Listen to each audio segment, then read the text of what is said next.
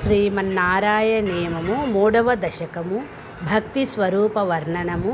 భక్తికై ప్రార్థన శిఖరిణి ఛందస్సు పఠంతో నామాని ప్రమదభర సింధౌ నిపతితాః స్మరంతో రూపంతే వరద కథయంతో గుణకథాః చరంతో ఏ భక్త్యా త్వయి ఖలు రమంతే పరమమూన్ అహం ధన్యాన్ మన్యే సమధిగత సర్వాభిలషితాన్ గదక్లిష్టం కష్టం తవ చరణ సేవారసభరేపి అనాసక్తం చిత్తం భవతి బత విష్ణో కురు దయాం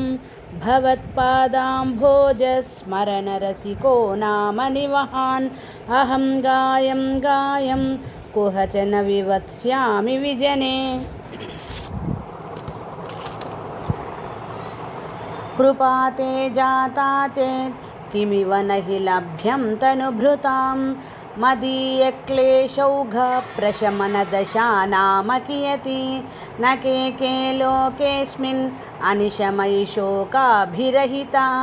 భవద్భక్తా ముక్తా సుఖగతిమసక్తా విదధతే మునిప్రౌఢారూఢ జగతి ఖలు గూఢాత్మగతయో భవత్పాదాంబోజస్మరణ విరుజో నారదముఖాః చరంతీశస్త్వైరం సతత పరినిర్భాత పరచిత్ సదానందాద్వైత ప్రసర పరిమగ్నాః కిమపరం భవద్భక్తిస్పీతా భవతు మమ సైవ ప్రశమయేత్ అశేషక్లేశౌఘం న ఖలు హృది సందేహకనికా నచేద్వ్యాసక్త్యోస్తి తవ వచననైకమవచోం భవేన్మిథ్యారథ్యా పురుషవచనప్రాయమఖిలం భవద్భక్తిస్తావత్ ప్రముఖమధురా త్వద్గుణరసాత్ కిమాప్యారూఢా చేద్ అఖిల పరితాపశ్రమణీం పునశ్చాంతే స్వాంతే విమల పరిబోధోదయమిలన్ మహానందాద్వైతం దిశతి కిమిత ప్రార్థ్యమపరం